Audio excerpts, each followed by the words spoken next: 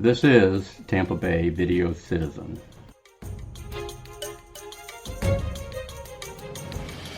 And here's your host, Glenn Ryan.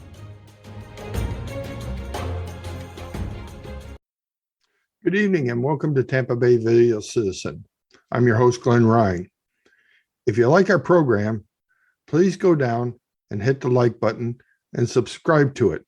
It helps people find our channel. Tonight, we're going to talk about the Tarpon Springs Candidates Forum.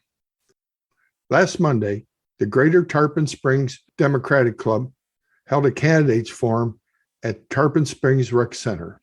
We were there to film it. The mayoral candidates were Costa Vantacoides and Robin Sanger. For Commission Seat 2, it was Craig Lunt and Lisa Benitez. The candidates forum was moderated by Rob Laurie, who is the host of Florida This Week, a political program that is seen on Friday nights on WEDU. Now, the candidates forum was edited for time, but all candidates' remarks were kept in their entirety.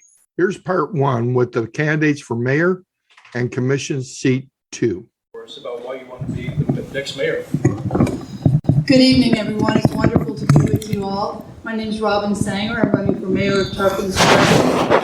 I've lived in Florida. I've been here for over 35 years, and I'm very engaged in the community. I'm very passionate about our community, and that's the reason that I'm coming back into office. I was formerly a vice mayor and commissioner, and during my time, I was able to get a lot of things done because I have a very collaborative spirit, and I know how to build consensus, and that's what I intend to do, working with the new commission when I'm mayor. Thank you. Thank you. Good evening. I'm Costa Vantacoides. I'm a candidate for mayor of this wonderful city. I'm a former city manager and have been a commissioner for the past 2 years. I'm known for putting residents first. I stood my ground on the 404 apartment project after being asked to recuse myself twice, and I still voted no. I brought the long-range strategic plan initiative to the city. I led putting forward the requirement that our comprehensive growth management plan be updated every 3 years. Through these plans, my focus will continue to be preserving our city's character, keeping from becoming overcrowded, fixing things where needed, and establishing residents' priorities for our $70 million budget. The planning process puts residents back in control. If it ends and things stay the way they are, after 630 apartments being approved or built in 3 years, Tarpon Springs will still progress, but not in the direction that the residents want. I hope to get your vote and support. Thank you. Thank you. Hi, Mayor. Can you hear me? It's okay. Hi, I'm Lisa Benitez. I'm running for seat 2, City Commissioner seat 2. I'm a 4th generation Tarponite. It's time that I do something like this, and I'm dedicating my run to my mother. I'm not going to mention her name, but I'm just letting you know she's one of the toughest women I've ever met in my life, so I'm very grateful for that. But anyway, I love Tarpon. Good evening, welcome, and thank you for being here. My name is Craig Lunt.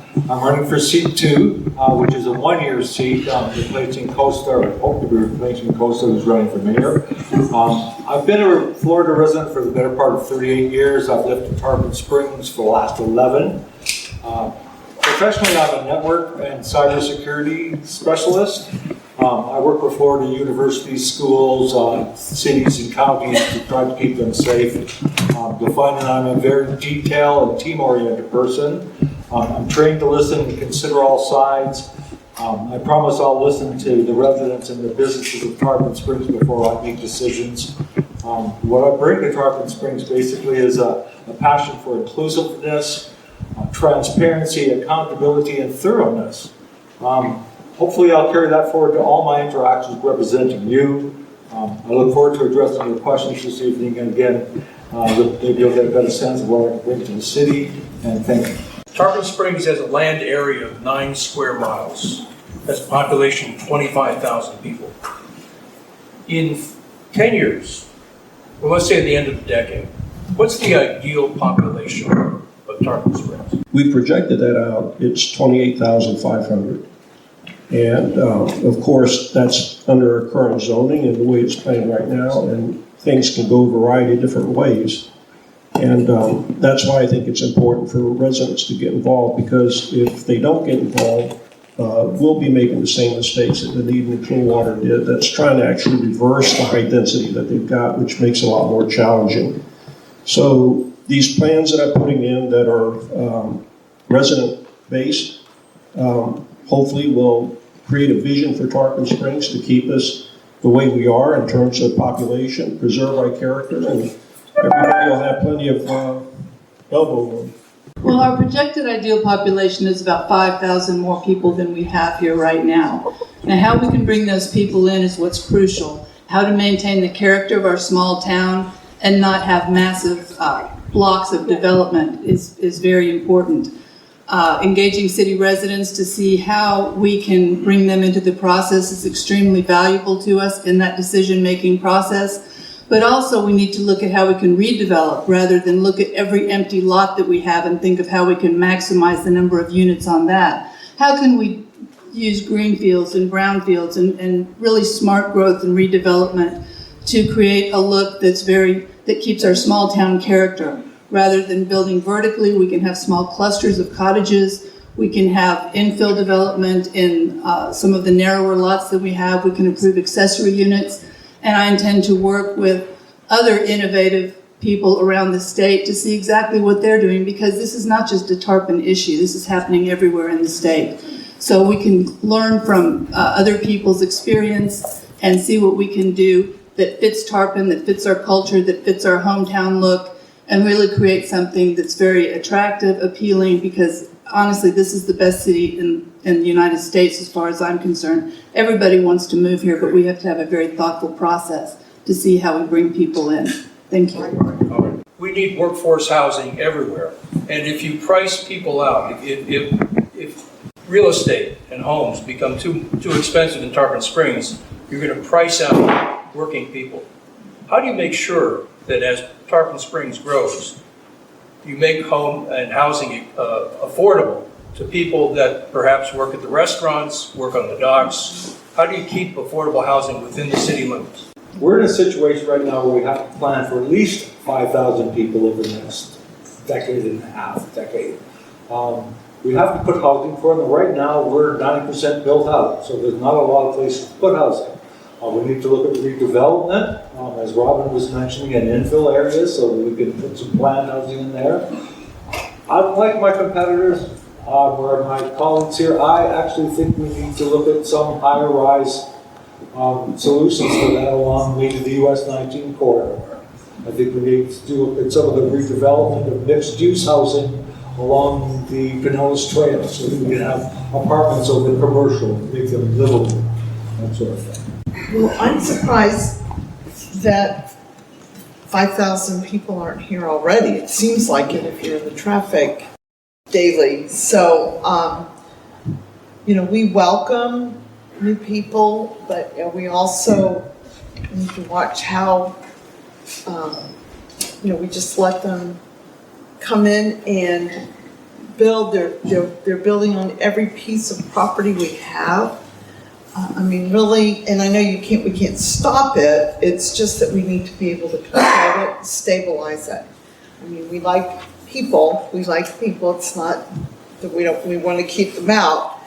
But, I think what's happening is they're coming in so fast and so many people at one time. It's scaring us. I think that's what's happening.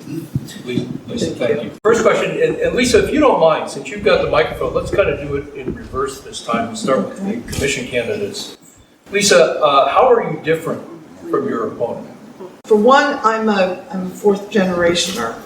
I know Tarpon. I've worked for the city. I know Tarpon politics. I know Tarpon Springs. I know people. I do understand there are new people too, but I'm very well known here in Tarpon. I've been volunteering with Boy Scouts, which, goodness, if anyone has their kids in Boy Scouts, they know what that is. It's kind of a lifestyle. My son actually is an Eagle Scout, so I have to add that. This is the elephant in the room. I do have a little disability. I have problems with walking. But other than that, I have different experiences, that's all. We just have different experiences. I worked as a psychiatric admissions director for 25 years. I can analyze anybody if anybody needs that. But that's how I'm different. I'm a local person. Well, I think from a professional perspective, you'll find that I'm a details guy. I work with governments. I've been working with governments for over 40 years, from large to small. I know the ins and outs of how they work, how to structure them, how budgets are formed, how coalitions are formed. I know how to build consensus around stakeholders and make sure things get done. I'm also, because of the nature of my work, a very detail-oriented person. Nothing much slips by me. I read everything, and I read it copiously.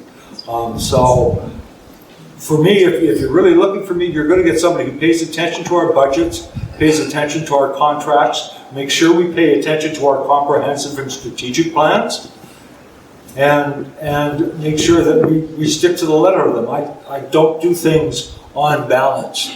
I stick to the rules as we make them, and hopefully make the best use of those rules. Thank you. I'm different from my opponent in tons of ways, I'm sure, but one of the things is my professional career before I got into politics was as an artist. And what artists know how to do is take a concept, take an idea, and make it real.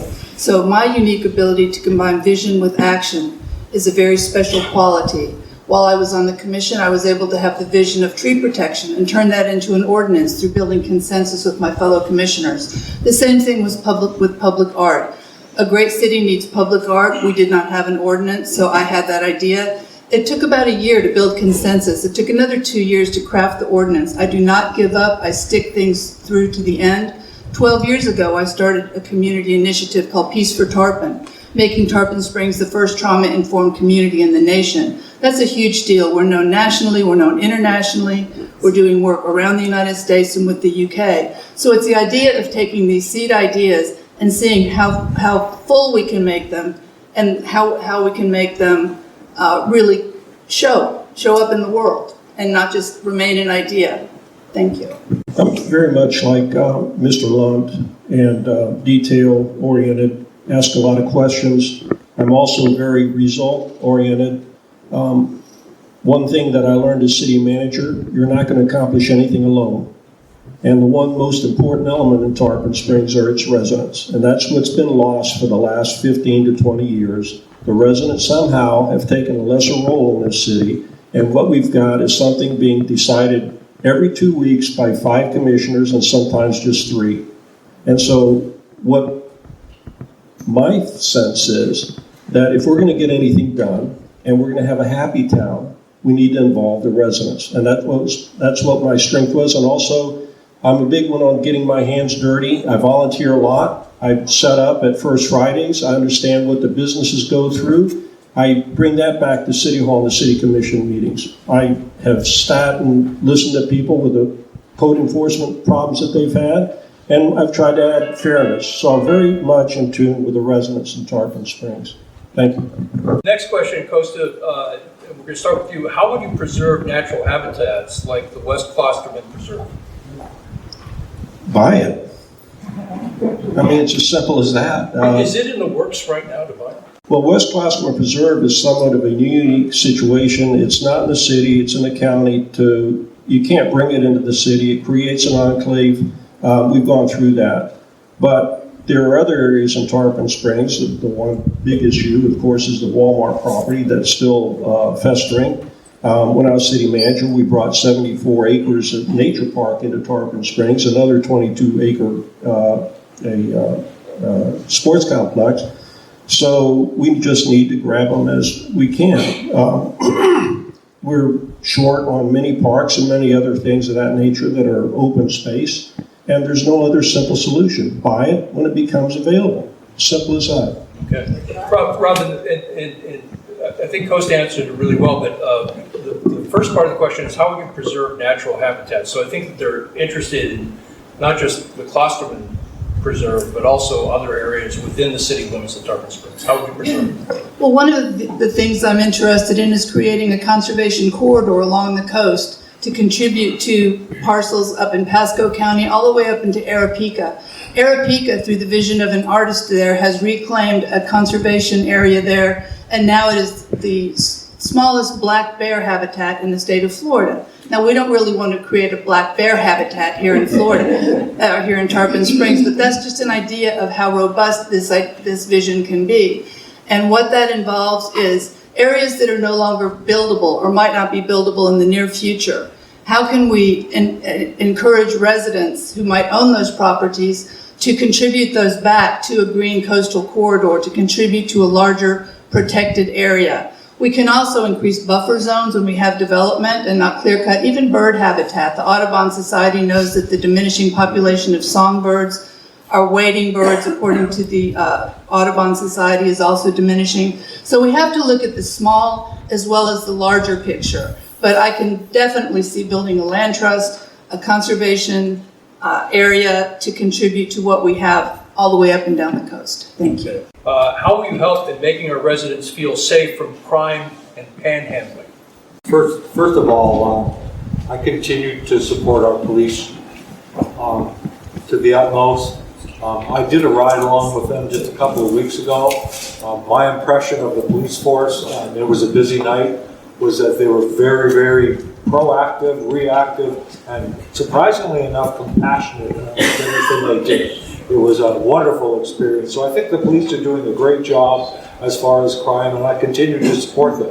We're one of the few communities in the county that still has its own police force, and I very much think we should stay that way. As far as the panhandling problem, I know we have a homeless issue. I wasn't aware that we have a specific panhandling problem, so I'm not really quite sure what to do about that. I mean, I have lots of suggestions for what to do with the homeless, but that wasn't honest. Okay, all right. Being a long time Tarpon resident, I can tell you, I believe that the influx of people, new people, has affected our crime rates. I mean, when I was growing up, for example, we never locked our doors in our houses or cars, or we could walk wherever we wanted. We were safe. Yeah, we had hobos, what they called hobos in those days. I think the more services you have, the more you're going to attract the chronic homeless.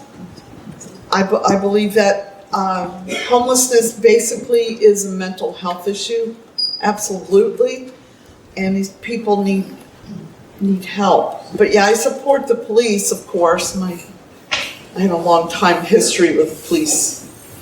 Not that way. My father was police chief. That's what I meant. But absolutely, I think we have to, because of the amount of people coming in so fast, our crime rate has risen, but we need to support the police. All right, thank you, Lisa. So Robin, what is your plan to attract an anchor tenant and other tenants to the Manatee Village Shopping Plaza? Well, if you look at Tarpon Connects or Connect Tarpon Spring site, what people are really interested in is having a Trader Joe's there. And that seems to be the ultimate goal for an anchor store there. I don't know what Trader Joe's model is of where they decide to put properties, but I would definitely be open to conversation with the people at Trader Joe's to see if they could come here. Because I've noticed wherever we have healthy food options and healthy food choices like that, people come to it. It's a natural magnet. I would say working with our development services specialist in the city to see who might be good possible tenants, and also work with the developer. I know that they have some ideas for different restaurants going in there. What I also hear from the locals is they want more mom and pop type residents businesses rather than chains. So they want to keep this small town feel even in our malls and that type of thing. So it's a balancing act, but I think we have the capacity to attract some really great businesses here. Thank you. Thank you. You know, it's interesting. There was a resident who lived in Eastlake 11 years ago, and he just purchased a townhome on Ring Avenue. And the reason why he did it is because he said Tarpon Springs has changed so much. He can find anything he wants within walking distance. That's why he lives there now. And so, in my opinion, I think we've reached a critical mass in terms of businesses, restaurants. You don't just have the Greek restaurants at the Sponge Docks. You've got restaurants all over town, breweries, everything is actually evolving very nicely. And I think Ash Properties purchased Manatee Village. They wouldn't have purchased it unless they saw something there. I think they've got a plan on how to attract people. And so far, I know there's a number of people that are wanting to renegotiate their leases that are there, and I suspect that we'll see new tenants. One of the issues that Tarpon Springs has always been that we've got three sides, north, south, east. Our back is the Gulf of Mexico, where a lot of these other high-volume businesses like to have 360-degree exposure. We don't. So that's a little bit of a distraction for us, but I'm confident we'll do well. Thank you. Lisa, let me start with you. What is your position on the Anclote Harbor apartment development? I never, I did not receive the information, what they call the backup, that the sitting commission and received. So I felt like I needed more information to actually make an informed decision. I could make an emotional decision, that I could do easily. But to make an informed decision, no, I didn't have enough, I didn't have the information. Do I want anybody to build any more here in Tarpon? No, I don't even want people to put up a shed, please. I'm, you know, I don't have any place to play. Like when I was a kid, we used to go anywhere. We used to fish off everybody's property, whatever. We don't have that freedom anymore, and we're losing our town. That's what I miss. Hi, well, if you've attended or you've viewed my participation in past city commission meetings, everybody's pretty much aware of where I stand on development. Responsible development by responsible developers and approved by a responsible commission. We had none of that. The Anclote Harbor people, while on the surface appeared to make every effort to sort of meet our specs, they failed overall with the comp plan entirely. They had an offhand approach to respecting the ecological impacts. They weren't transparent in their presentations. They failed regarding several requirements to meet things that were voted down by our planning and zoning board, 6-1. And then we're over, the planning and zoning board was overruled and they went ahead and approved it. So I was not for it. I don't think it was the right developer with the right development at all. Most of you know I voted no. My issue was the public safety aspect. We're putting a tremendous number of people from that apartment complex onto a failed highway. We could have identified a little more as far as modeling what the risk would be. I couldn't get the support from my fellow commissioners to do that. And as a result, we have, as I mentioned, one of these projects that was approved by 3 people in Tarpon Springs. That's it. Just 3 people out of 25,500 approved that project. That's why I see a problem with overturning our planning and zoning board that recommended to deny it on a 6-1 vote. In addition, we have a habit in Tarpon Springs of letting entities like Florida Department of Transportation off the hook. They didn't do anything to make any improvement. There's been 758 accidents between Tarpon Avenue and Beckett Way over the last 5 years. That's going to get worse. And I just think it was a bad project, at least under the circumstances, if I was approved. Thank you. Thank you. I'd like to step back and look at this from the 30,000-foot view because we have a long history with this project. The earliest proposal for that project was for ABR, which would have paved over the entire site. Okay, that was, in fact, I believe my opponent was involved in that and encouraged them to come. The next one was the Walmart property, Super Walmart. I fought hard against that site. That Anclote River was no place for a Super Walmart. Where it is now is fine. It's an anchor store in the little shopping center where it is.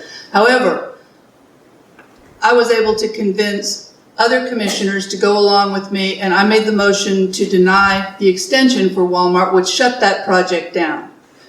Fast forward, 16 years later, a developer comes forward. They're following what is in our city plan, and this is not an emotional decision. What would I like to see there? I think a preservation would be beautiful, to just put that into preservation forever and let everything just be. However, people do have property rights. We cannot say, no, we don't like this. There were 16 years in which, frankly, I think many of us should have acted. Okay.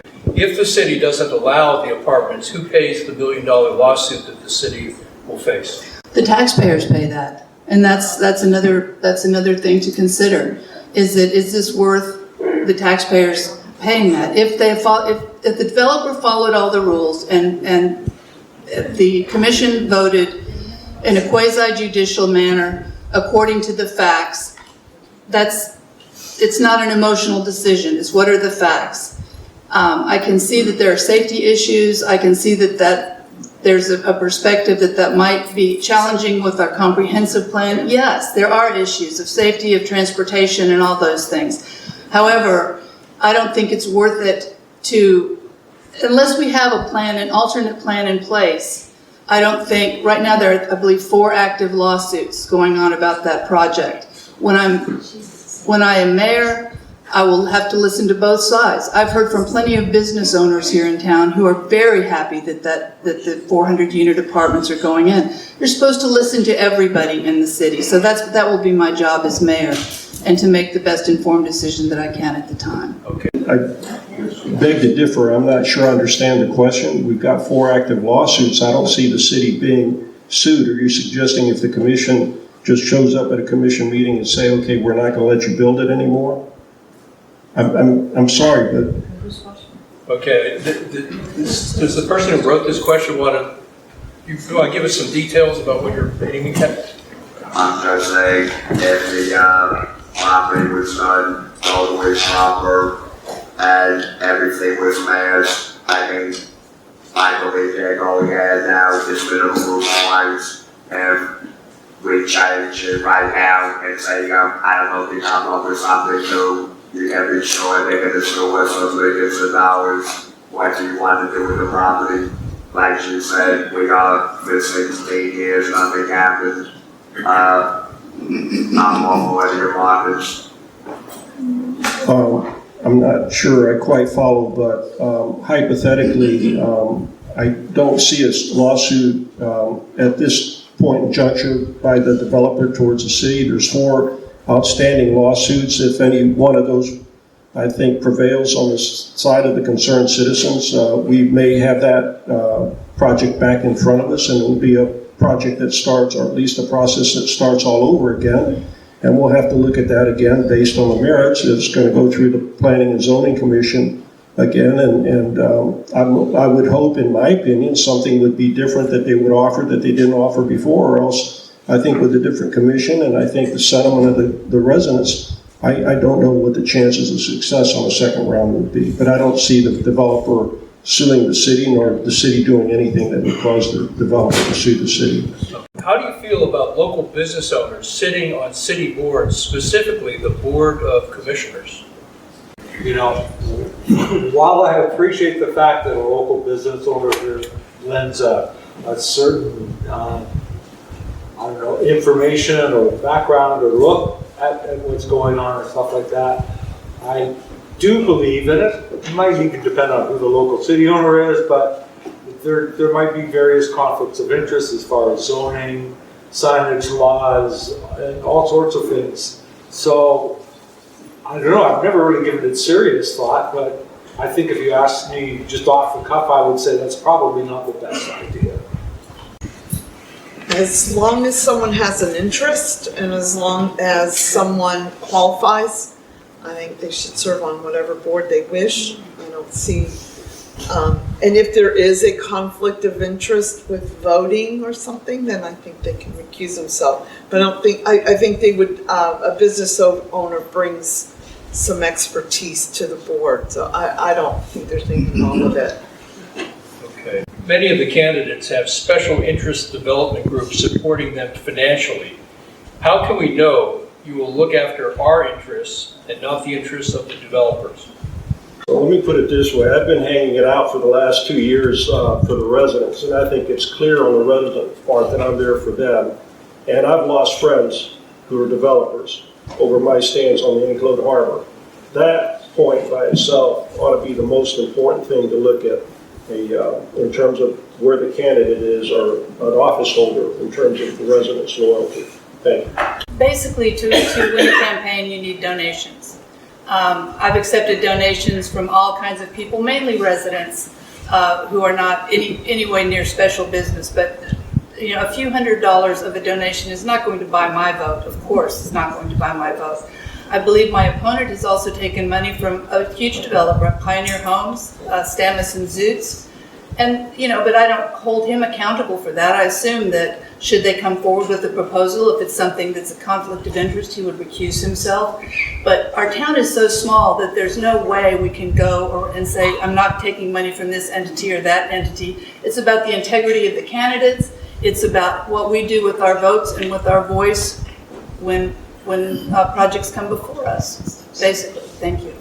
What are your views about providing affordable housing going forward, specifically for low-income individuals? Okay, so we have a housing authority that works with, and is in support of low-income housing.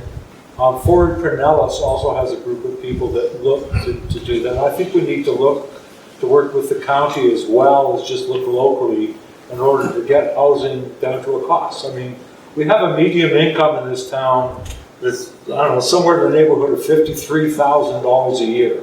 That's not enough these days for even medium-priced housing the way Tarpon's does this thing. So we need to bring the cost of housing down. The only way to do that is to work with the state and the county governments in order to subsidize some of that. Well, I do think that we already provide some affordable housing here in Tarpon, but we have a housing authority that helps with that, the county, the state, federal.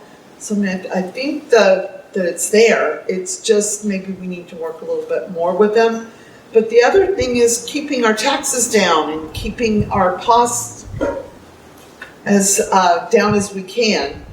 I think Tarpon is pretty high as far as the taxes go, from what I understand, Pinellas County. So, taxing people to death isn't going to help. So we might want to look at that too. That might. And a Trader Joe's. That would help. Thank you. Yeah, that's a great question, and it's concerning to everyone in our community. I sat on the Tarpon Springs Housing Authority Board for several years, and I know that although they do the best they can, that there's a huge waiting list. So everyone who needs affordable housing, there's no way they're going to get into housing authority properties, no matter what. Those properties also take a long time. I don't know if y'all are familiar with Mango Circle, but since I moved here, that was a challenging area, and finally it's redeveloped into Eagle Ridge, I believe, and it's very, very, very well done. I think we're going to have to look at more innovative solutions. I spoke recently with the St. Petersburg former councilman named Carl Nurse, who's working on this issue in St. Petersburg, and he had some really innovative ideas that I'd be interested in following up on.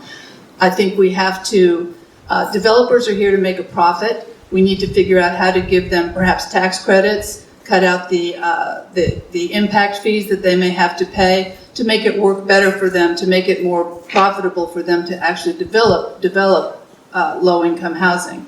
We've got an excellent housing authority that's evolved nicely over the last 20 years. They're doing a good job. They're doing as good a job as they can, and there is a waiting list. As far as the biggest issue that I see with our residents is how to keep their children here in town, and how do they provide housing that's attainable, housing that is affordable. And there isn't any secret there. Smaller homes, smaller lots is what has to be done. We've got numerous infill lots that we need to be clever of how we build on those lots to provide these houses that are attainable. In addition, we've got a difficult trend right now with short-term rentals, homes being purchased in what would typically be residential neighborhoods that are not allowed, yet those homes are the same ones that a younger family would purchase. And we need to kind of create a policy on that and either eliminate that in the residential zones or allow them to continue. If the Morgan Group abandons their project, would you support the city applying for a Florida Communities Trust grant to purchase the Walmart, or the former Walmart property, for the purpose of a public park? 60 seconds? How about 2? Yes. No doubt about it. Robin, what would you say? I would rather see that land go into preservation. Looking at the economics of buying that property, purchasing that property, putting in infrastructure for it to be a park, maintaining that infrastructure, I think that would put a strain on our city budget. So I'd have to have a hard look at those numbers to make sure that it was something we could afford. It's easy to say sure, but when you try to find the dollars, what are we going to do? Cut into our reserves, and then we get hit with a hurricane and we have no reserve funds? You know, I would like to see it kept in preservation, should that happen. Preservation similar to Brooker Creek, where there might be a road in, but you don't have to have it staffed, you don't have to have restrooms, lights, security, and so forth. Just keep it green, keep a habitat for the wildlife, and to me that would be a wonderful solution for that. Thank you. That Tallahassee in the last 3 sessions has taken more and more power away from local government. So everything from guns to energy to trees to cruise ships, that Tallahassee has taken the power really to regulate these issues. If you were elected to the city commission, what would you do to push back? If you would you push back against Tallahassee and the power grab that's been going on? I definitely believe in local government governing. And no, I don't like when Tallahassee tries to do that. So yeah, I think about that. Absolutely.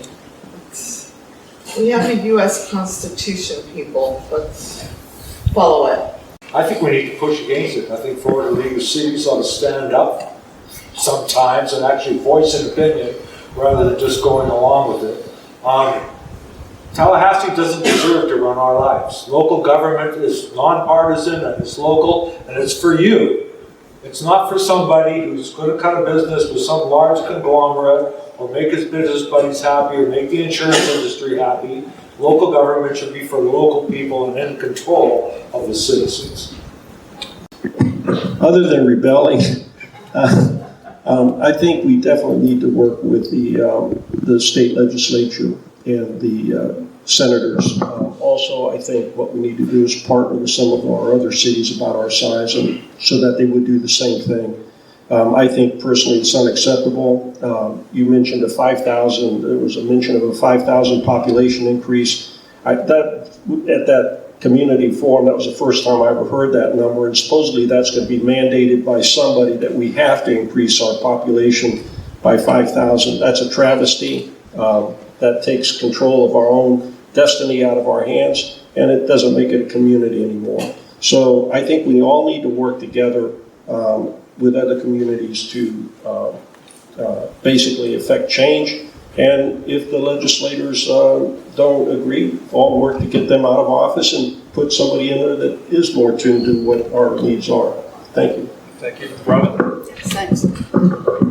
You know, I'm a strong believer in hometown rule. I think we do know what's best for our community. Our residents know what they want in our community, and I think it's abominable for Tallahassee to be able to dictate to us how our city looks, whether you can cut down a tree or not cut down a tree. Even the short-term rentals, that's mandated by Tallahassee.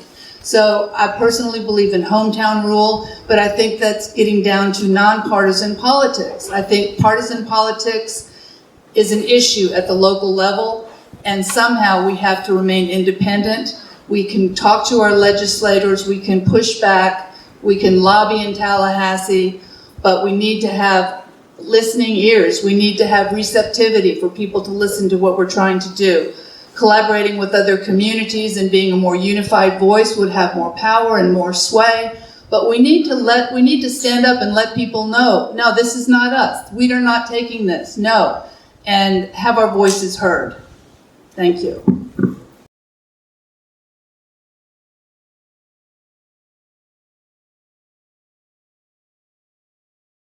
Here's part 2 for the candidates for Commission Seat 3 and 4. For Commission Seat 3, it was George Koulianos and Michael Eisner. And for Commission Seat 4 is Panagolius, Peter Koulias, and Jacqueline Turner. Why do you want to be on the city commission? I want to thank the Greater Tarpon Springs Democratic Club for hosting this event today. After a lifetime of hard work, my now favorite pastime is to meet people, swap stories, and make new friends. I have tremendous experience to offer our very special city. Anyone that has spent any time with me will tell you that I care. I have a big heart and truly want to do what's good wherever it might be. I promise to be devoted to the interests of all residents and recommendations of our advisory boards. When tough decisions need to be made, I'm your guy. I'll be focused on preserving our city's unique culture, heritage, and history. I'll be for smart growth, not overdevelopment, to keep our green space and our city clean and beautiful. I'm committed to cleaning up the rules and regulations and discrepancies in the Tarpon Springs comprehensive and strategic plans. And I publicly declared my opposition to Anclote Harbor overdevelopment and also the West Closterman Preserve development numerous times. I offer our city my vast experience, my logical mind, and my inherent need for professional management of the city to fix what's broken. I'll ask you for your support and urge to vote for me. Thank you. Why do you want to be on the county commission? Your opening statement. City commission. Why did I say that? Thank you very much. You know, there is a little bit of a pay increase with county commissioner versus city commissioner, so keep saying county, maybe we'll get the pay increase with it. My name is George Kilianis, and I'm running for city commissioner, seat 3. I was born and raised here in Tarpon Springs. I'm a 5th generation Tarponite looking to serve the city that's given me so much. I honestly got into this race because many residents asked me to get into this race. I believe in honor and duty, and I believe that you should always put others before yourself. And some of the things that I want to do in this city is I want to end this divisiveness that we're starting to see in our city. We see it at the federal and state level. There's no reason that we should have it at the local level. Most of the people in this room know each other. Most of the people on the stage know each other. To me, what's important going forward is having a government that leads with humility, with honesty and integrity. These are the most important things. I'm very grateful to be up on this stage, as it is the greatest honor of my life. And if elected, I will be a humble servant for the people of Tarpon Springs. Thank you very much, and God bless you. Good evening, my fellow Tarponites. My name is Panayoti Peter Kulias. By now, you know who I am, what my goals are, and how we reach them. There are followers, leaders, and trendsetters, and I help set the trend on what the most important issues in this election are. I run one of the most original, professional, transparent campaigns this city has seen in the last 40 years. Even though this is a nonpartisan race, no matter how well I do in tonight's forum, the leaders of the Greater Democratic Club will not endorse me, as I am a Republican, and that's fine. What is important is that everyone is here to listen to my platform. A chance is all I ask for. If you vote based on national party lines, and if you don't vote for the best candidate for policy, then you are doing wrong to Tarpon Springs, future Tarponites, and yourself. Please consider voting for those with substance, vision, knowledge, proven research, and due diligence to work towards a better Tarpon Springs. Thank you. Thank you, and thank you all for hosting tonight's forum and for everyone coming out. I'm Jackie, and I'm running for seat 4. I'm a native Floridian. I grew up in the Jacksonville area, but I've called the Tampa Bay area home for over 20 years. I was drawn to Tarpon Springs and landed here and planted my roots about 7 years ago. I was a member of the inaugural class of the City of Tarpon Springs Citizens Academy, and I've served on the Board of Adjustments for the past 5 years, and I'm currently the chair of that committee. I have extensive experience in nonprofit administration, specifically in higher education and mental health care. Throughout my career, I have focused on collaboration, listening, asking probing questions, and finding creative solutions to complex issues. I will bring that same approach to the Commission to help us with our current challenges and also help position us for greatness in the future. Thank you. What is your position on high-density development? Well, we have been engaged just this past week in the review of the comprehensive plan, and that issue has certainly come up. I'd like to think that we need to look at a variety of densities. High density, that's the highest that you can go. What about some mid-range moderate, filling in that missing middle? Having some mixed-use properties where we have residential on the 2nd and 3rd stories and some commercial and retail on the first, duplexes and triplexes, some cottage courts. Those are the things that we're going to need to responsibly and conservatively address the issues that the other candidates were talking about when we're talking about the potential for an additional 5,000 citizens by 2040, and offering a variety of housing options, attainable and affordable housing. We want the people that work here to live here, our police, our teachers, our restaurant workers. Thank you. Well, vertical density and population density was one of the first things I started talking about as a private citizen, and I was able to catch the missing middle information that was being presented to the Board of Commissioners, in which I oppose vertical density. We have to limit our variances when it comes to vertical density as well as population density to provide a better quality of life. If we sit there and allow these variances to increase and happen from one project to another, we will destroy the quality of life. And those people living in town won't be able to enjoy an area where once there was only so many people that lived within a square mile, and now it's nearly doubled or tripled. But it's not everybody in Tarpon Springs who wants to do that. It's only the special interest groups in town that want to create this opportunity for themselves. And when this comprehensive plan is being brought up, there's a battle right now versus density, vertical density, and those who want to preserve our small town charm. And I prefer the latter. Thank you. Thank you very much for the question. I believe moving forward that we need to put a focus on low density. I don't think we need high density in this city. We're not Clearwater, we're not St. Petersburg, we're not Tampa, we're Tarpon Springs. We've always had this small town culture and small town character that's made us special. And as we continue to move forward, we need to ask ourselves, what kind of a city do we want to be? We've been talking tonight about how we might have even more residents coming and that there might be mandates for more residents. But I believe we need to review the comprehensive plan. And we need to make it a priority to do low density building and not have high density building anymore. Because if we continue to do high density building, we're going to see more Anclote Harbor apartment complexes, and we're going to see more issues within our city. And that's not what we need in Tarpon Springs. We need to focus on putting the citizens first, putting their safety first, and put a focus on what makes Tarpon so special. And I believe we need to do that with low density building. Thank you. Thank you. I'm the only candidate up here that came down for low density housing. I grew up in high density housing. I know what the benefits and deficits are of that, and I know what I came here for. I came here to live my retirement in a low density area. I love Tarpon Springs the way it is. I'm not happy to hear that we have to inundate our lovely town with 5,000 more people. I would do everything in my power to try to fight that. There's only so much you can put into a bag before it explodes. I understand that we do need to do some smart development, but that has to be a consensus of what the residents need and want and what the commission can do. And you still need 3 votes to get any of that done. So I'm not in favor of that. But I am in favor of helping people being able to live, because we need all classes of people. What are the pros and cons of the new waste management contract being proposed? Well, the pro obviously is that waste management has been our provider for a very long time. And we're not going to have to switch providers, and we're not going to have to go with a whole new company that's going to have to learn our roads, learn our streets, and learn the patterns that they're going to have to use to not only be effective, but at the same time, make sure that they get all the garbage picked up properly. The pros, again, are it is convenient to do that. The cons are that there is going to be rate increases. And I think it should be the policy of this government to not have rate increases. We're seeing around the country right now inflation that's running rampant. You go to the grocery store, how much more is food? You go to Lowe's, how much more is lumber? You go to the gas station, how much more is gas? So the con, obviously, is that there are going to be rate increases, and I don't think that a proper response is, well, it's convenient. Or at the same time that, well, it's just natural because all the rates are going up. I believe as we continue to move forward, we need to look at our contracts and make sure that they're lowering the rates for the people of Tarpon Springs.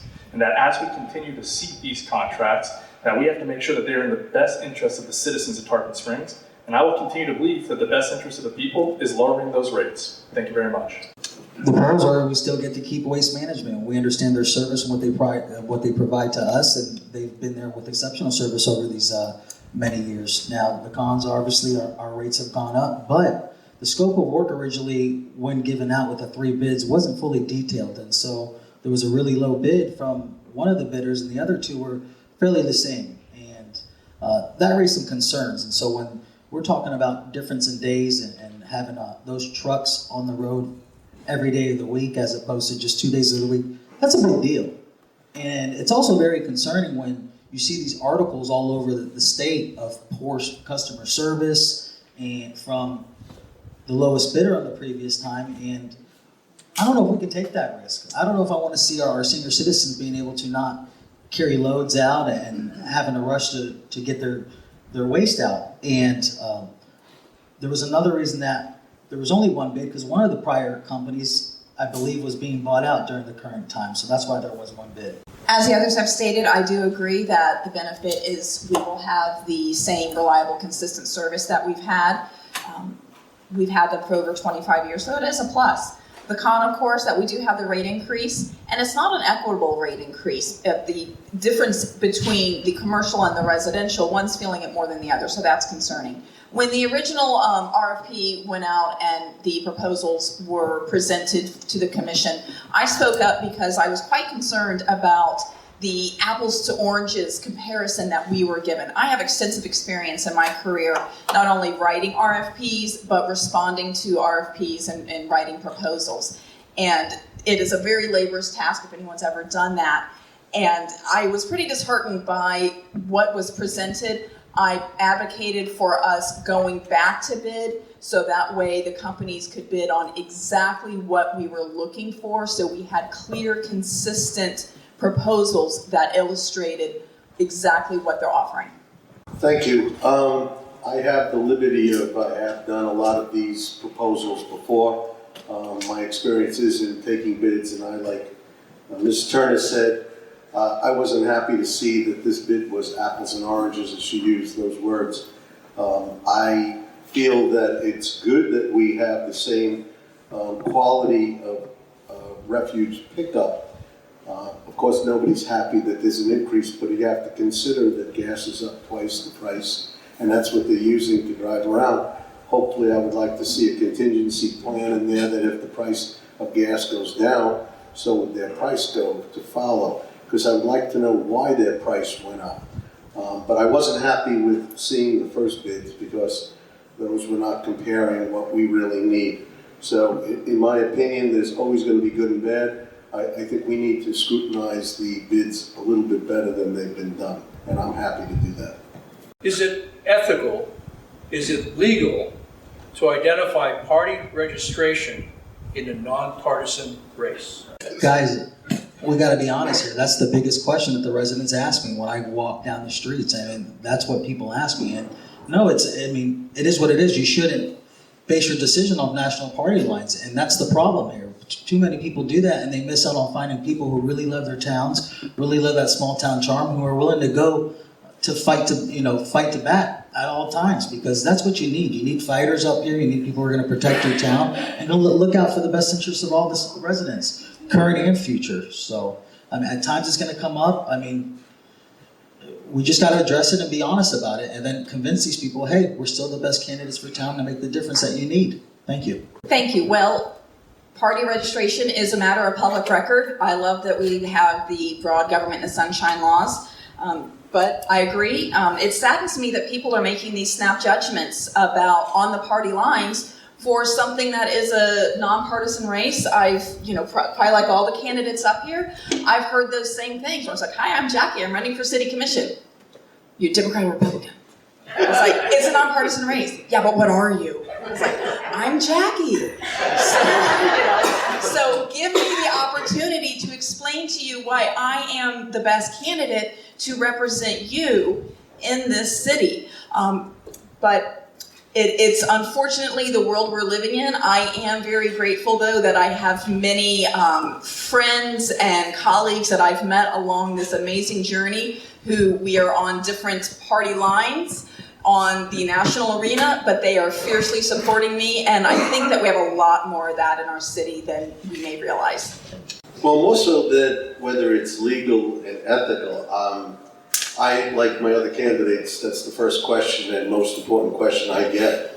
But a bigger question I get is my daughter is a Democrat and my son is a Republican, and you don't want to be sitting at my table. But, the best part of what I have to share is I'd like to go under the auspices that I would like to see people from the right come more towards the middle, people from the left come more towards the middle. We shouldn't have the separation that we have right now. And, I'm more centrist than anything else. I lean on which I like to go by topic rather than by party.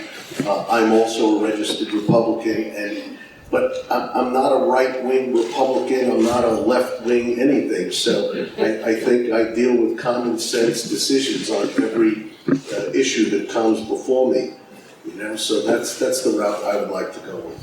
Thank you for the question. Just like my other colleagues on stage, that is one of the main questions that we get walking door to door and talking with people in the streets is, well, what party are you, Democrat, Republican?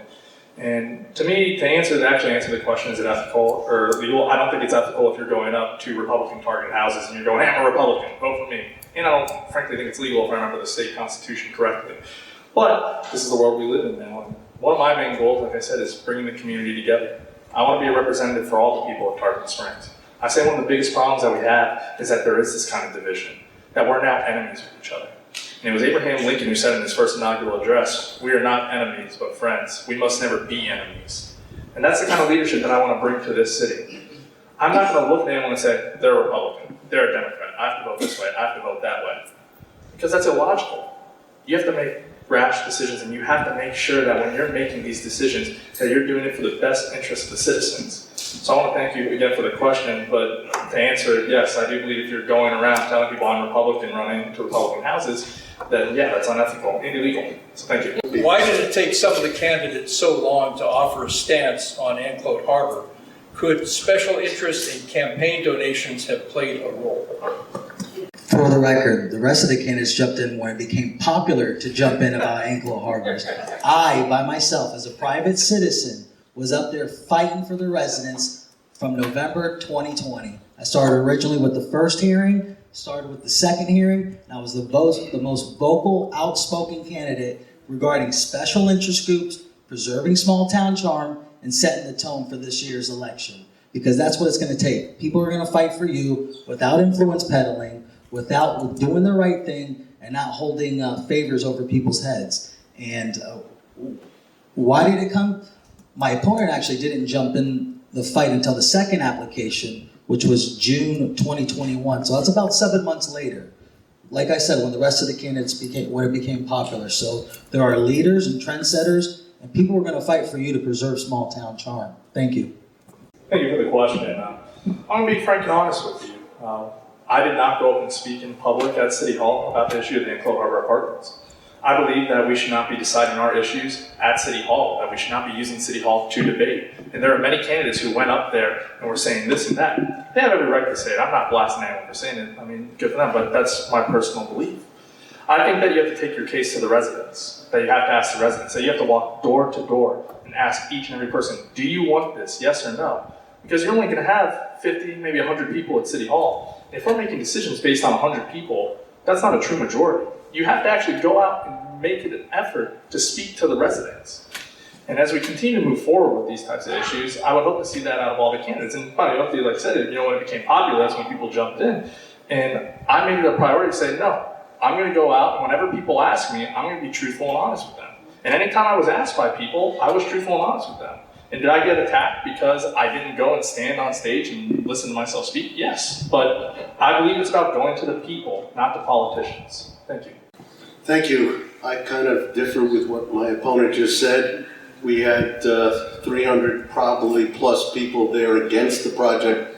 We had one or two that was for the project. I don't have to be a mathematician to realize the city didn't want this project from the get-go, but that's one thing. On my own personal opinion, I sit on the quasi-judicial board. I am the findings of fact. I am the findings of fact on that board. The findings of fact were not presented. It was only presented by Costa Vaticiotis. He wasn't carried off in handcuffs, so everybody that sits there and says it was illegal to go against it is wrong. If they wanted to say the reason why Costa was wrong for his no vote, I'm willing to listen. If they wanted to say anything that had to do with why they were voting for it, I would like to listen. I just know that I respect 6 people on the planning and zoning that voted against it, because the first time they were not given full information, and we were given full information at the last minute at 3 o'clock on the day of the vote. Well, I can't speak to any of the other candidates, only they know why they made their decisions to do or whatever they did or didn't do. However, I have spoken up multiple times in public against the Anclote Harbor property, and I have also received support from people who are for the development. I cannot be bought. That is not in my character at all, 100%. If someone wants to support me because they feel like I am the best candidate holistically to represent this city, then I am honored. To think that I could be bought for the next 3 years over someone who wants to give me a few $100s to help me get a few signs up, that really saddens me. It kind of goes back to what we were talking about with the party politics. This is nonpartisan. I see it very much the same issue. Thank you. How will the future of Tarpon Springs be different if you're elected rather than your opponent? Well, I believe that it'll be different. This just comes down to experience. I've run companies. I've worked for major corporations. I've run my own business. Every business I've ever run, I've been successful at doing. One of my childhood friends sent me an endorsement that I actually tear up when I read, because most of the people in this room only know me from the 8 years I'm here. They have no recollection of what I've done in my prior life in New York City.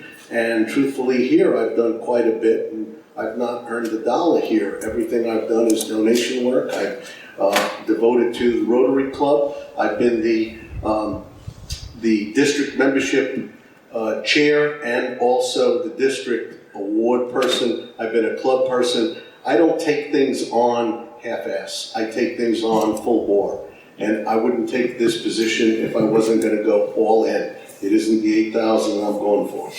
Thank you for the question. To me, I've lived here my entire life. I was born and raised here. I'm a fifth generation Tarponite. And I'm grateful to see so many people moving to our city. That's great, but as we've talked about, we're having so many move that we've got to be careful with the kind of development that we have. To me, I'm a big believer in practicing what you preach. And I said from the beginning of my campaign on July 15th that I would be a leader with honesty and integrity. Now, I don't know if there's any other candidate that's come up tonight that can say this, but I've actually refused money from people who could be considered special interests. And when I got endorsed by the Pinellas Realtor Organization, who would have interest in us developing because they were going to be able to sell these houses to the realtors, they asked, would you be interested in taking $3,000 out of our PAC money? And I said no, because I don't believe that you should be controlled by any special interest groups. And I believe that if I were to be elected, I will continue to maintain these policies. I will never lie to the people, no matter how tough it is. It's not about me. I tell people that whenever you run for office and you're sitting in office, that you're serving the people. And I tell people, do not praise me if I do well. That should be expected. But if I'm not doing well, let's have a conversation. Thank you. Well, I'll tell you what, there's not going to be no influence peddling. We're going to look at vertical density. We're going to limit it where it needs to. We're not going to allow crazy variances that let people build up higher than needed, and population density too. Yeah, people have a right to build, but they have a right to build within that code. And we're going to offer small variance requests to help people out, but not like what we saw at Anclote Harbor. That's not going to happen, especially when such opposition there was, and the property rights was a whole other aspect. We're going to bring back Tarpon Springs tradition. We're going to bring back the same values that I grew up with as a kid. We're going to bring back the carnivals. We're going to bring more ways for the city to be involved with the community aspects, with funding the merchants in the chamber to keep things active in town. And we're going to stay true to our original small town charm. That's what it's about. And Tarpon Springs skyline won't change under my direction. I tell you what, those developers, they'll make sure they'll have their I's dotted and their T's crossed, make sure when they come bring a project in front of me. Thank you. Thank you. Well, I am very forward-thinking and believe strongly in planning with collaboration. I think what differs me is I have extensive experience working with various municipalities, nonprofit organizations, first responders throughout the state, and I've lived in various regions throughout the Tampa Bay area. So I've seen what works and I've seen what doesn't work. I've been citizens and residents and active in those areas. I lived in Dunedin right before it exploded. That is a cautionary tale and something that I hold very dear, that I do not want to see that happening in Tarpon. I lived through it. I don't want to have it happen here. And what differs, I believe also, is that I'm going to achieve this through collaboration and cooperation, teamwork, and decorum and respect in everything that we do. What's the best way to strengthen our democracy and make sure it endures? It starts with the youth. I've worked in education, mainly in higher education, but I've also volunteered my times at middle and high schools. We have to start with our young people, instill in them the values of being active participants in our communities. I stress to them that change happens locally. I have stressed to them years before I even thought of being up here, that they need to be aware of what's happening locally, they need to vote locally, and we can do that through our partnerships with our churches, with our nonprofit organizations, with our local schools. So that is where I feel the change really needs to happen, is with our young people.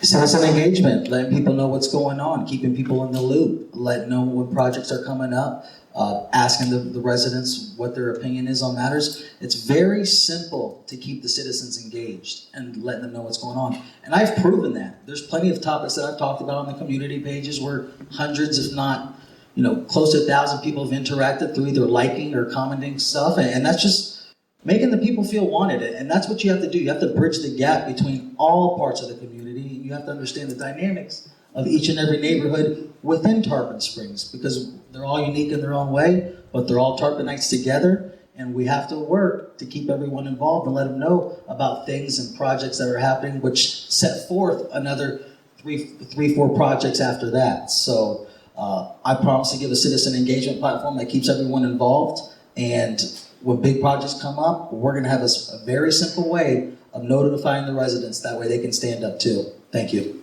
Well, I think it starts with our elected officials, because we are the ones who are elected by the people. And they're going to see how we act and how we respond. And we can see at our federal level and our state level, and now trickling down to our local level, the division that we have. We've seen the divisiveness of parties. I like to talk about Ronald Reagan back in the 1980s. He had a Democratic Congress, and he had to get things done with an opposing Congress. And they were able to get things done, even though he was a Republican president. I believe as we move forward, we shouldn't make it more difficult for people to vote. We should make it more transparent, saying this is how you can go out and vote. This is what you're able to do. We should have citizens engagement. That is very important. We need to keep our people informed so they understand what their local government does. There's a good quote that says, all government is local. I mean, honestly, it starts with us. And we have to be the leaders and representatives. And if we continue to have a commission that's interested in squabbling and going after each other and being divisive, well, I think that it's going to end up hurting us in the future. And I think, again, it starts with us. So thank you very much. Having intelligent debate up on a commission is not fighting. It is airing your views, and we should be fighting for what we think is right. It has to be done civilly, but we do need to have a discussion. What I think some of the problem is, we live in a society of cancel culture where people bully one another, and we don't allow free speech. We don't allow it on social media. We don't allow it in anything we do. Our own commission shut us down from 10 minutes to speak to 4 minutes to speak. That to me is cancel culture. It's if you don't want to hear what I have to say, then I'm not voting for you in office. If I get into office, I will put back 10 minutes. I feel people should have the ability to tell me, and I also want to have the ability to answer them right then and there. I don't feel good speaking to mannequins that will just take my comment and then just not answer me. If you don't have the answer, I'm willing to listen, to down the road, but answer me what I like. And I don't try to judge people. I let God do that for me. When will sewage, a sewer system come to Bayshore? And the second part of the question is, when are we annexing Forest Ridge and Florida Avenue? Those are all great questions, and I actually have them down in my notes. I was the first person for Bayshore to extend the sewer. Well, I've talked about it at 5 or 6 different BOC meetings. And the most important reason why is because a lot of that waste goes out into the water. And that's one of the closest last barrier island area roads that is right next to the Anclote. So doing all that, it has to get done. And yes, it's going to cost a couple $1 million. There's going to be a lift station in someone's property. They're not going to be happy, but it has to get done for the environment and for that road over there. Now, as far as annexing properties, I've talked about that. We need to talk about annexing Harbor Woods North, Rolling Oaks, Florida Avenue south of West Curlew Place, Forest Ridge, and that's how you build a tax base with no impact on places that are already developed. See, some people, they want to build up and increase their revenue for their profits and claim to be tax-based, but we need to increase our tax base from inside. These are Tarponites, they all need to be united together, and at some point, the whole city needs to be united as one. So as far as extending sewer and working on our infrastructure throughout the city, those are things that are desperately needed, and that's where, us working more aggressively and having a more assertive plan to do those projects and to seeking creative ways of funding it through state and federal grant funding. So we certainly need to be doing that. As far as annexing, you need to have that with the clear support of your residents. If we're here to represent our residents and the citizens, we need to make sure that everyone living in those areas has a clear understanding of what that means, the pros and the cons that they may feel would come to them from annexation. Of course, as my opponent mentioned, there is the great benefit of increasing the tax base with that. But let's make sure that our infrastructure and our systems can support that. Do our police and fire have the necessary staffing and equipment that they're going to need to be able to properly serve them? Because we have great fire and police departments that need to continue to be great. And as far as, the lift stations, absolutely have one next to my house. Does it go off sometimes and make noise? Yeah, but it's doing its job. Well, on the waste sewage, I have to tell you, I live right by Seabreeze, and I watched that fiasco over there.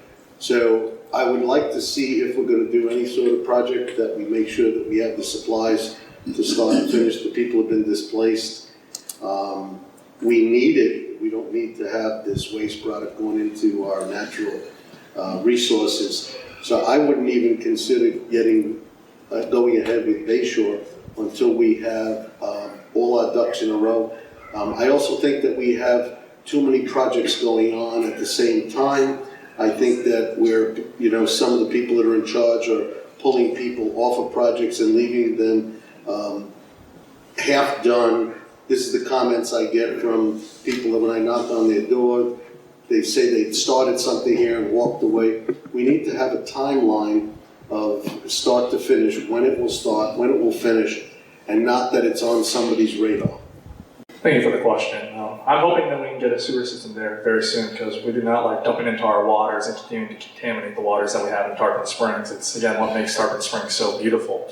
I think as we move forward, though, we have to be efficient in everything that we do. And if that means reallocating money from one fund to another fund, then we have to take that and make that a priority, because we cannot continue to have sewage systems that are going out into our ocean, destroying our environment, and causing havoc for the residents of Tarpon Springs. When it comes to annexing property, yes, there's definitely benefits and tax benefits if we annex property, but we have to be careful about it. We have to make sure that we have the right resources. We have to make sure that we have our fire department and our police department up to speed to make sure that they can handle it. And we have to make sure that people are getting annexed, want to be annexed, that we're just not making it a priority to make revenue. They have to want to come to the city. Now, I know most people who live in Tarpon Springs and unincorporated zone and other areas want to be a part of our city, but we can't just go annexing every bit of land because we want to start making more money. So I think it's important that, again, we make it a priority to be transparent. Thank you. What are your thoughts about why is there homelessness, and how would you deal with the homeless? Well, great question. Homelessness is a complex issue, and complex problems do not have easy answers. As I said, I work in mental health. Homelessness is not a criminal issue. I've spoken to our police department about this, and we do agree. This is just not a criminal justice issue. There is a lot of substance abuse and mental health issues that our homeless face. The Shepherd Center has done an amazing job. I think they're a gem in our community for the compassionate care that they present for our homeless, very creative solutions. I'm proud of that. Unfortunately, one of the misconceptions about the homeless is that they are dangerous, of danger to our community.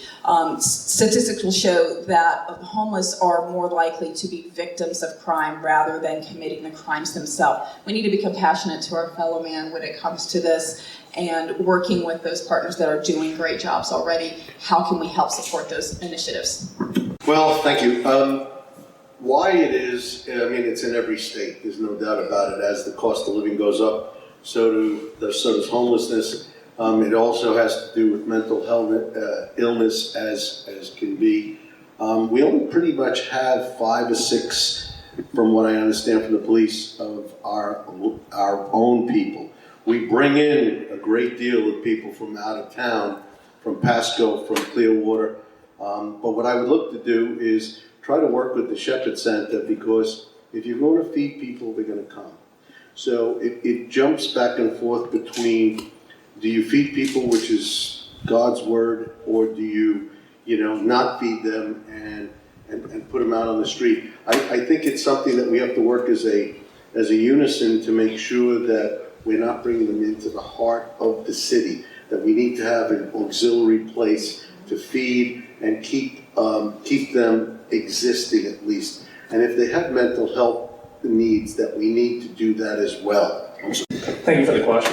If you want to talk about it in a large picture, because this is a very complex question, is one of the main reasons I think, and this goes to a federal level, is that we have seen the price of goods and the price of houses go up for decades, but we haven't seen wages increase at the level that they need to increase to support themselves. I mean, that's one of the most basic tenets. And yes, we do have a mental health crisis, we do have an opioid crisis and drug crisis right now, but we need to be focused on how we can have a long-term plan to solve these issues. And I believe to work with Habitat for Humanity and other nonprofits, the Shepherd Center, in working on, okay, how can we provide affordable housing to the people of this city? And how can we do it where it's also smart for the taxpayer? We're not just using taxpayer money to build these people's houses. And I think it has to also start with lobbying. We have to be aggressive in it. We need to be reaching out to these people, and we need to say that we need help. It's okay to say we need help. We can't do everything. We're not superhuman up here. And there are people who are dedicated to helping solve these issues that we can look to solving these problems. And to me, that's going to be one of the main priorities, is working with these people. So thank you very much. I have experience with mental health and addiction with my family, and I understand it's an everyday struggle, absolute everyday struggle. But when the homeless are coming in, they're being fed, the Shepherd Center is doing God's work, and of course I'm going to go out on a limb again, and they are doing God's work, but it doesn't bring out the quality of life that Tarpon Avenue should be. Tarpon Avenue should be filled up right now with gastropubs, restaurants, little boutique shops, and we're missing out on that. And I'm hoping that the Shepherd Center, our city government, can work with each other and help a peaceful, smooth transition, a relocation somewhere, so we can really find out what our true downtown potential is. I will never say stop feeding the homeless, but I do worry about mom taking their kids to the library and they can't go because they're being attacked, or they're watching some kids or watching some needy urinate out in public, or go to the restroom. That's not right. We got to be able to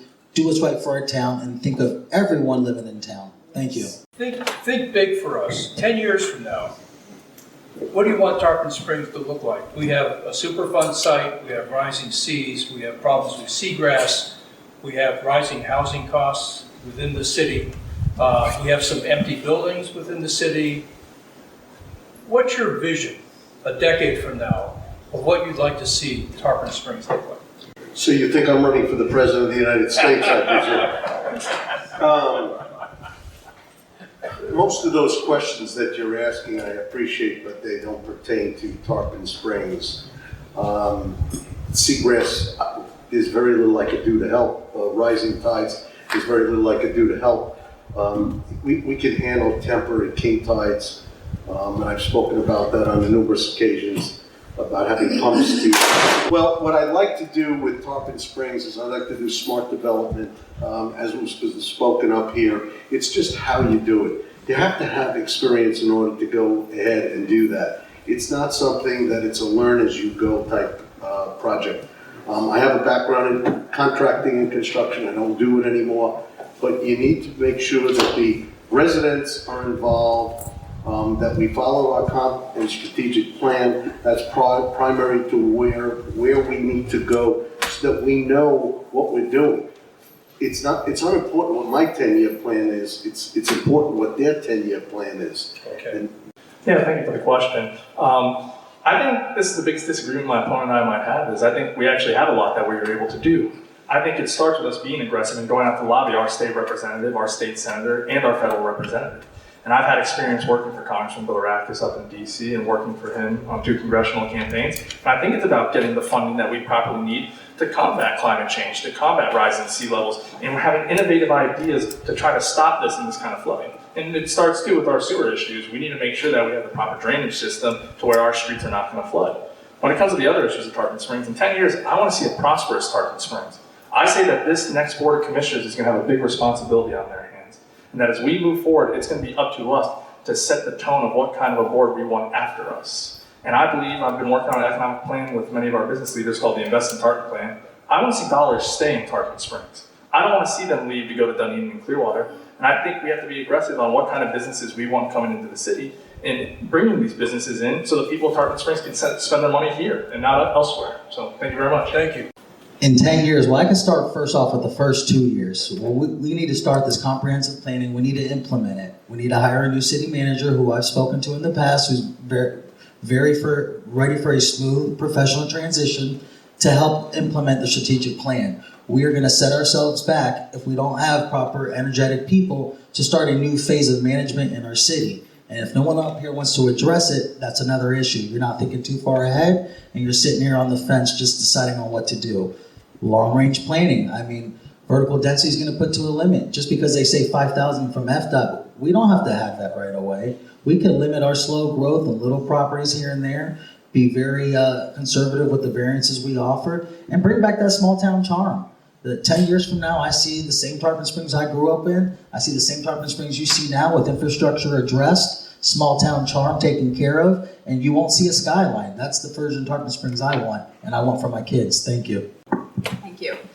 So very quick, a few points. At this point, we will be deep into our living in the world with our what's now our new strategic plan and the updates to our comprehensive plan, following those because those are our guiding documents. I'd like to see 3 things. One, we have an amazing sustainability committee and a new sustainability coordinator position. I envision us that we're going to be seeing the projects that they have envisioned. We're going to be seeing those in the works, maybe some completed, some in progress. They're going to be getting some fantastic grants with this. I also want to establish an economic development advisory committee. And this goes beyond just our local small business owners, because we have amazing talent here of people who have extensive business experience beyond small business. Let's tap into that brain trust to help set us up for a great future. I also see us having a stronger seat at the table with our local, talking county-wide local groups, so that way we're just not the North County outpost. We are part of the county. Jacqueline, thank you. Candidates, thank you very much for really...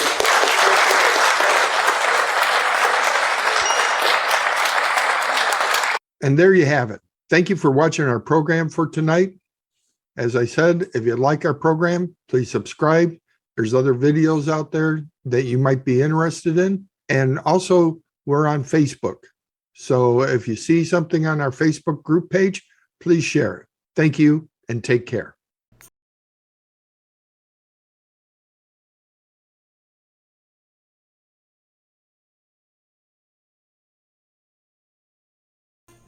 This film was produced by Glenn Ryan, who is solely responsible for its content in conjunction with Tampa Bay Video Citizen.